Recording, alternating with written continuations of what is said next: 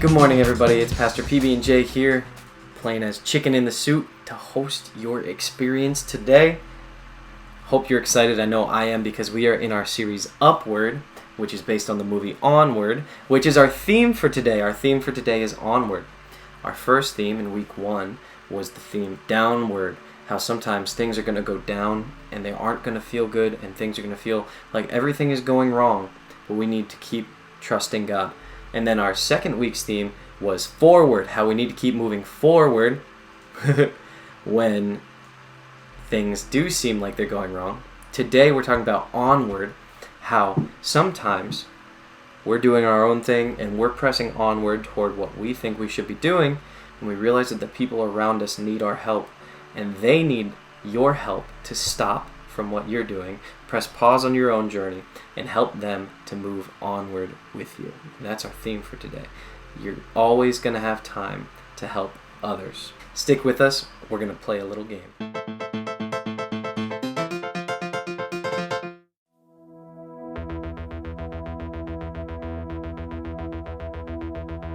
All the static, all the noise can't compete with your beat. Tuning in to your voice, it's your love on repeat.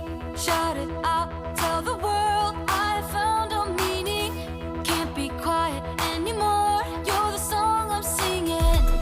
Can you hear it? Through a million voices, you're the sound all around.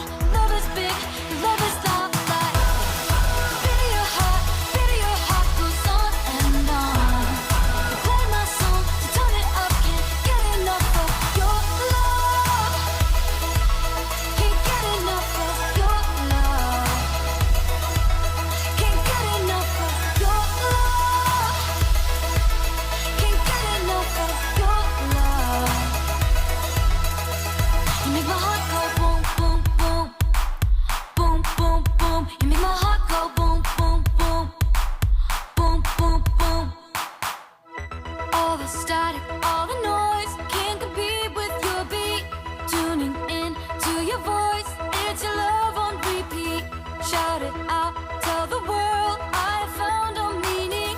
Can't be quiet anymore, you're the song I'm singing. Can you hear it? Through a million voices, you're the sound all around. Love is big, your love is not like. Beat your heart goes on and on. You play my song to turn it up, can't get enough of your love. Can't get enough of your love. Can't get enough of your love. Can't get enough of your love. You make my heart go boom, boom, boom. Boom, boom, boom. You make my heart go boom, boom, boom. Boom, boom, boom. Jesus, my heart is yours, now and forevermore. Let it only be for you. Jesus, my heart is yours, now and forevermore. Let it only be for you. Jesus, my heart is yours, now and forevermore. Let it only be for you. Jesus, my heart is yours, now and forevermore. Let it only be for you. Beat your heart goes on and on.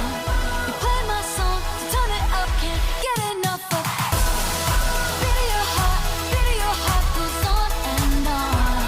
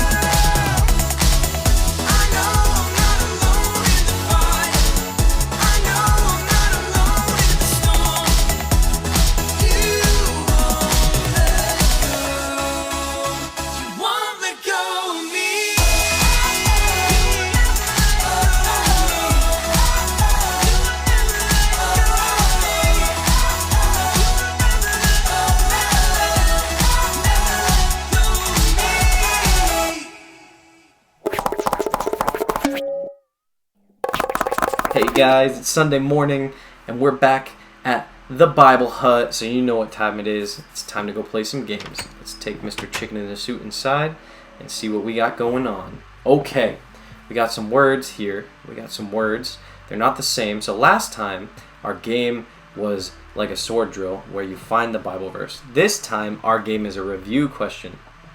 You already know that our Bible verse, our memory verse for this series is Romans 8:28a, but we need to find out which box it's in, and I have a question to help you do that. So when I turn around, you're going to have about a minute to answer the question that is behind Mr. Chicken in a Suit there on the wall. You have to answer the question with one of the words that are on those signs. So we've got, what do we got? We got pottinger, we got potty boy, we got Potiphar, we got potate, we got potato, we got potifete, potifet? I don't know. And we got pasta eater. One of those is the correct answer to our review question. And you're going to have a minute to pick out which one it is. You guys ready? 3, 2, 1. Which word is the answer to this question? Who did Joseph work for? Did Joseph work for pottinger? Did Joseph work for potty boy? Did he work for Potiphar? Did he work for potate? Did he work for potato? Did he work for potifet? Or did he work for the pasta eater? Which one? Is it box number 1, the red box, number 2, the orange box, number 3, the yellow box, number 4, the green box, number 5, the blue box, number 6, the purple box, number 7, the pink box? Which one is it? Maybe you gotta go look back at our story in Genesis chapter 40 and 41. You got 10 seconds. 9, 8, 7, 6, 5, 4, 3, 2, 1. And if you were paying attention last week, you will know that Joseph worked for a man named Potiphar. And there it is. There is our scripture book. Let's see what it says. Romans 8:28a. We know that in all things God works for the good of those who love him. That's our memory verse, so let's say it together. Do it nice and slow for you. Ready? We know that in all things God works for the good of those who love him. Romans 8:28a. NIRV is just the version. Let's do it really fast one more time. See if you can keep up. Just get a little goofy with it. See how fast I can say it. Ready? 3, 2, 1.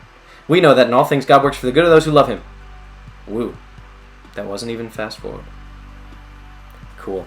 That's our memory verse, and it's so important to remember. God works for the good of those who love him. And today our theme is helping others to move onward with us. So don't forget that not only is he working for your good, but he wants you to help for the good of others. That's our Bible verse for today. Our hero Joseph has gone from a happy home to slavery in the sands, and now as a prisoner in the pit. Let's see what happens on this episode of Joseph and his coat of many colors. When we last left Joseph, he was about as low as you can get. No, I wasn't. He had gone from bad to worse, from slavery to the dungeon. It doesn't get any lower. Sure it does. There are 3 levels to the dungeon. I'm on the top floor. Come on, Joseph. Your family thinks you're dead. True. Potiphar tossed you in jail for a crime you didn't commit. Also true. And what about Pharaoh's cupbearer? What about him? Remember when he was tossed in jail? Oh, sure. Remember when you interpreted the strange dream he had? Ah, yes. That was a wild one. Remember when you asked him, "Hey, please tell Pharaoh about me"? Yeah, I remember. He forgot all about you. No, Face it, Joseph. You wasted your time with that guy. no, I didn't. I helped him out. You helped Potiphar, and that got you tossed in jail. You helped the cupbearer, and that got you nowhere. Why would you waste your time like that? Because even in bad times, we can help people. We can move onward and be a blessing to others. Onward? Face it, Joseph. You're going nowhere. If that's true, why are you still here? That's a good question. Why am I still here? I should pack my bags and move onward to a better story. In fact, that's what I'm gonna do. Okay. Joseph, thank goodness I found you here. Hey, Jeff. How's the Pharaoh? Oh, he's in a terrible state. He had a nightmare about some corn. And some cows that really messed him up. When he told me about it, I told him I knew this guy who interpreted my dream that he completely forgot about. It's okay. Joseph, Pharaoh wants to meet you. Do you think you could help him? It would be my honor. Oh, thank you. Thank you, Joseph. Come on, let's go. Whoa! I can't believe I did that. Just when the story got good, I quit. Hey, you wanna come along and meet the Pharaoh? You don't want to help me. Not after all the things I just did. Sure I do. Come on, let's go. Onward. You said it, Joseph. Once again, we'd like to thank Jared for playing Joseph. We'd like to thank George for playing Jeffrey, the cupbearer. We'd like to thank Sarah for voicing Joseph and playing the Pharaoh. And once again, I am your narrator, Chicken in a Suit. Thank you for coming. Jabroni Joe has struck again. Here's what I remember. Last night I had to drive home a little bit later, and I was a little worried that I would fall asleep, and I wanted to be safe, so I was drinking Mountain Dew to keep myself awake. And then I get home and I crash. I honestly don't even remember getting home. I was that tired. But I got home and I crashed in my bed. Somehow, during my sleeping, because I was so out and so knocked out, I guess Jabroni Joe snuck into my apartment again and started throwing the weights around and yelling some crazy stuff. But again, he kind of had a point. Listen up, younglings. Are you ready to move onward to your fitness goals? Then listen up, younglings. It's time for a lesson from Jabroni Joe. Here is one of the many Jabroni Joe rules of fitness. Rule number 72. Always follow the buddy system. You need a number 2 watching your back for you at all times. No more flying solo. This is a 2-man job. You need to get yourself a spotter. A spotter is someone who's watching your back so that when you're lifting the weights and they get too much and you can't pick them up and you're trapped under them, they'll pick them up for you and they'll help you out so that you can keep moving onward toward your fitness goals. Even Jabroni Joe needs a spotter. Watch what happens to Jabroni Joe when he doesn't have a spotter. Earlier that morning, hello younglings, it's Jabroni Joe here, doing the 1000 Jabroni Joe Pushy Bar Challenge, where you do 1000 Jabroni Joe patented pushy bars. 202, 203, 778, 779, 882, 883, 998, 999.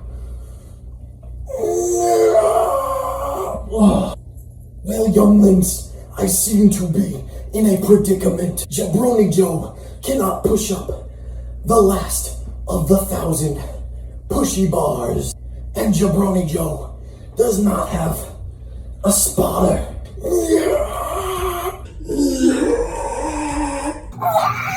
Jabroni Joe is stuck. Hey, you dog, can you help spot Jabroni Joe out of this predicament?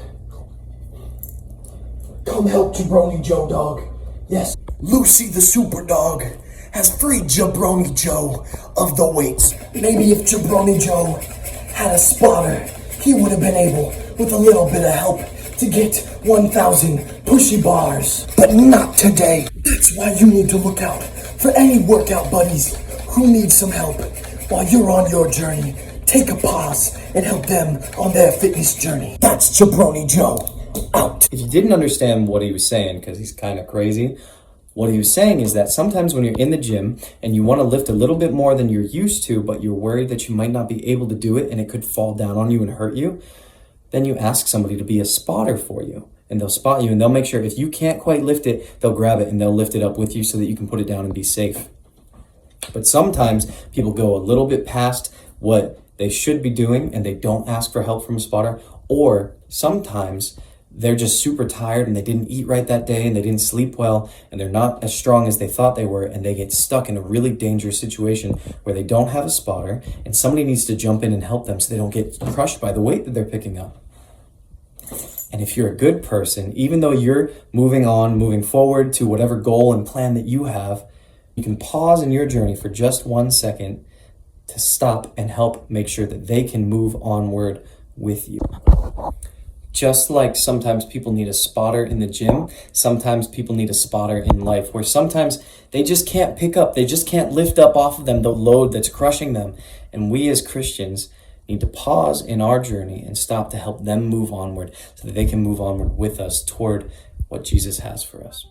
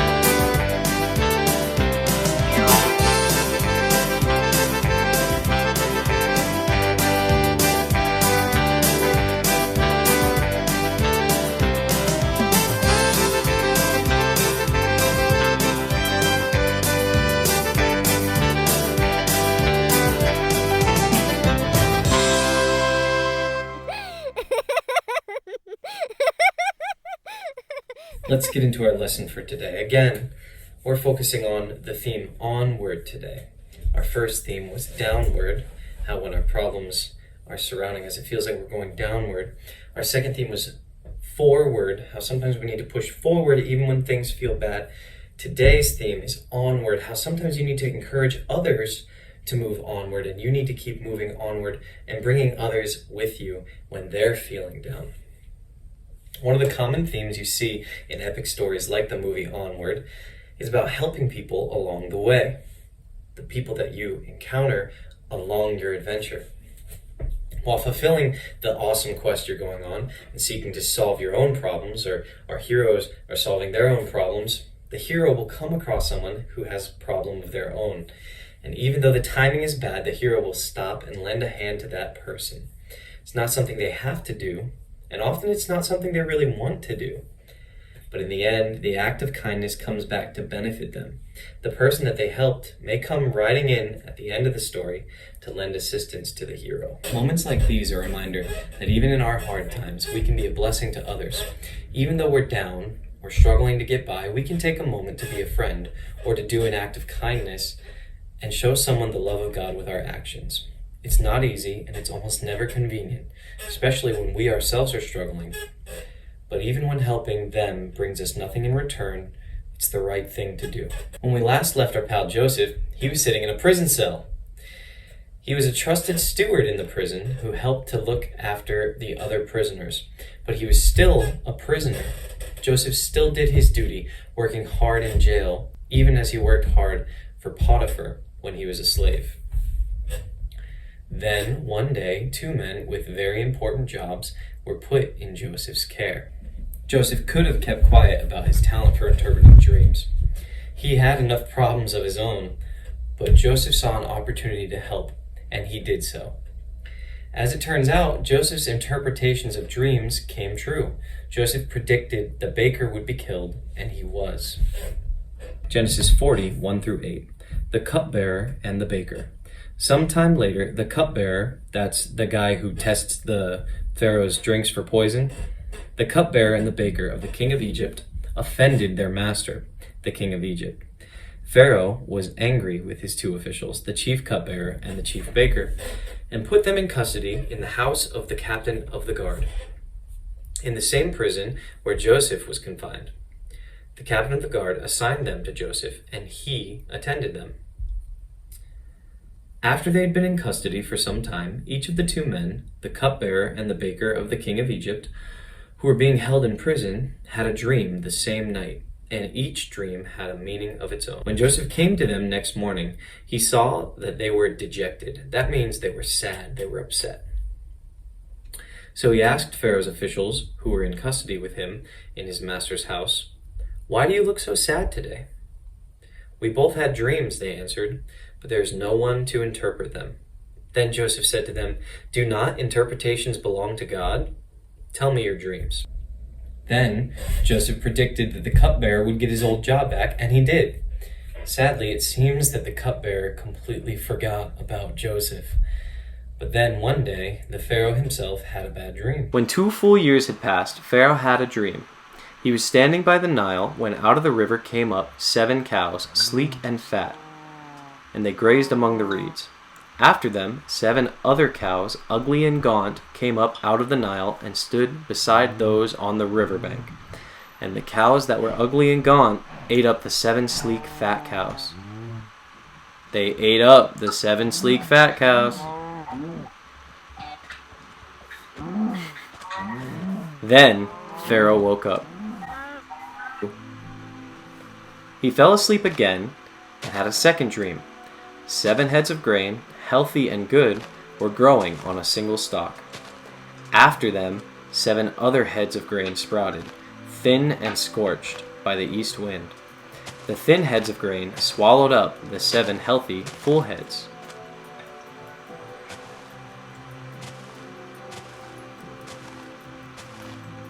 Then Pharaoh woke up. It had been a dream. In the morning, his mind was troubled, so he sent for all the magicians and the wise men of Egypt. Pharaoh told them his dreams, but no one could interpret them for him. Then the chief cupbearer said to Pharaoh, "Today I am reminded of my shortcomings. Pharaoh was once angry with his servants, and he imprisoned me and the chief baker in the house of the captain of the guard. Each of us had a dream the same night, and each dream had a meaning of its own. Now a young Hebrew was there with us, a servant of the captain of the guard. We told him our dreams, and he interpreted them for us, giving each man the interpretation of his dream. And things turned out exactly as he interpreted. I was restored to my position, and the other man was impaled. So Pharaoh sent for Joseph, and he was quickly brought from the dungeon. When he had shaved and changed his clothes, he came before Pharaoh. Pharaoh said to Joseph, I had a dream, and no one can interpret it. But I have heard it said that you, when you hear a dream, can interpret it. I cannot, Joseph replied to the Pharaoh, but God will give Pharaoh the answer he desires. Then Pharaoh said to Joseph, In my dream I was standing on the bank of the Nile, when out of the river came up 7 cows, fat and sleek, and they grazed among the reeds. After them 7 other cows came up, scrawny and very ugly and lean. I had never seen such ugly cows in all the land of Egypt. Then the lean, ugly cows ate up the 7 fat cows that came up first. But even after they ate them, no one could tell that they had done so. They looked just as ugly as before. Then I woke up. In my dream I saw 7 heads of grain, full and good, growing on a single stalk. After them 7 other heads sprouted, withered and thin and scorched by the east wind. The thin heads of grain swallowed up the 7 good heads. I told this to the magicians, but none of them could explain it to me. Then Joseph said to Pharaoh, The dreams of Pharaoh are one and the same. God has revealed to Pharaoh what he is about to do. The 7 good cows are 7 good years, and the 7 good heads of grain are 7 good years. It is one and the same dream. The 7 lean, ugly cows that came up afterward are 7 years, and so the 7 worthless heads of grain scorched by the east wind. They are 7 years of famine. It is just as I said to Pharaoh. God had shown Pharaoh what he is about to do. 7 years of great abundance are coming through the land of Egypt, but 7 years of famine will follow them. Then all the abundance in Egypt will be forgotten, and the famine will ravage the land. The abundance in the land will not be remembered, because the famine that follows it will be so severe. The reason the dream was given to Pharaoh in 2 forms is the matter has been firmly decided by God, and God will do it soon. And now, let Pharaoh look for a discerning and wise man, and put him in charge of the land of Egypt. Let Pharaoh appoint commissioners over the land to take 1/5 of the harvest of Egypt during the 7 years of abundance. They should collect all the food of these good years that are coming, and store up the grain under the authority of Pharaoh, to be kept in the cities for food. This food should be held in reserve for the country, to be used during the 7 years of famine that will come upon Egypt, so that the country may not be ruined by the famine. The plan seemed good to Pharaoh and to all his officials. So Pharaoh asked them, Can we find anyone like this man, one in whom is the Spirit of God? Then Pharaoh said to Joseph, Since God has made all this known to you, there is no one so discerning and wise as you. You shall be in charge of my palace, and all my people are to submit to your orders. Only with respect to the throne will I be greater than you. So Pharaoh said to Joseph, I hereby put you in charge of the whole land of Egypt. The end. What's the point of all of this story? The point is that in good times and bad, Joseph helped people in need. He worked hard for Potiphar, he worked hard for the jailers, and he worked hard for the other prisoners. He had no way of knowing his kind actions would ever benefit him. He just knew it was the right thing to do. Turns out that one of those acts of kindness opened the door for him to truly move onward. One day, Joseph woke up and he was just a prisoner, but by the end of the day, he was second in command of all of Egypt. It isn't easy to serve others when we're having a bad day, but serving others can lift our spirits as well as someone else's. When we serve others, we're sharing God's love. We become the blessing someone else needs in their hard times. And sometimes our service to others can help lead us onward to better things. It's like in our movie, Onward, when the boys are going to find their dad. Again, spoiler alert, you might want to hit pause and go watch the movie first. But the boys are going to find their dad and they need something to complete the magic that they have to do. And they meet this lady who's supposed to be this big, awesome warrior lady called the Manticore. And she's not doing so good. She's stuck running a restaurant instead of being this awesome adventure lady. And in the middle of their crazy, wild adventure, the boys even unknowing to themselves, just speak some truth into her life to help her realize that she's not living the life that she wants to live, and she starts an adventure of her own because of it, and it ends up helping them in the end of the story. Pretty cool. The point is, imagine how things might have gone for Pharaoh if Joseph had kept quiet around the cupbearer and the baker. The cupbearer would have gotten his old job back, but he'd have no way of helping his master. No one would have had any idea there was a man in prison who could interpret dreams. The Pharaoh would never have learned the meaning of his dreams, and he never would have prepared his whole entire country for a famine that could have destroyed them. Many people would have starved to death, including Joseph's family, and probably Joseph as well. Joseph didn't wait for life to get better before he helped others. He did what he could as a slave and as a prisoner. His acts of kindness were a blessing to others, from the cupbearer to Pharaoh, and in the end, Joseph saved countless lives. Joseph's faith and his willingness to always perform acts of kindness led him onward, and he finally fulfilled the dream God had given him as a boy. God wants us to have a heart to serve just like Joseph. He wants us willing to serve anytime and any place we're needed. When we're willing to be a friend to someone in need, even on our own down days, we're sharing the love of Christ with that person. Our sacrifices are an outward sign of the love and sacrifice of Jesus. God can bless us by making us a blessing to other people. If we wait until life is good, and we wait until we have all the resources we want to help everybody else, we may never get to that point where we feel like we can help. Don't put it off. Don't stop doing good deeds. Don't ever stop serving others. Serve others on your good days and your bad days. Serve whenever and wherever it's needed. And God will bless you for it as you move onward in the things that He's called you to do. Let's pray to close this out. Dear God, use us to bless others who are in need. And everybody said, Amen. Thanks, Pastor Brian. Let's go ahead and finish up our video today with some lesson trivia questions. If you've never played before, that's okay. Today we're going to answer true or false to the following statements about our lesson. If you'd like to put your answer in the comments below, then we can all play together that way. Let's get started. Number 1. The Pharaoh was thrown in jail along with Joseph. If you guessed false, that's correct. Number 2. Joseph refused to interpret dreams for the baker and the cupbearer.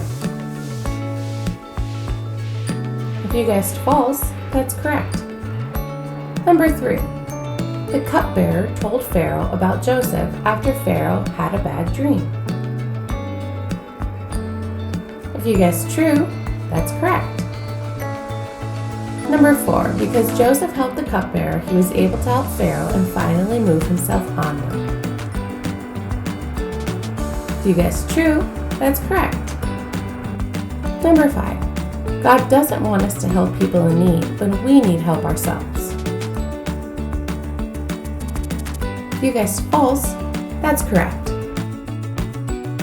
Thanks so much for joining us today. And whether you're in an up or a down right now, let's keep reaching out and helping others and move onward together. Have a great day. Bye-bye.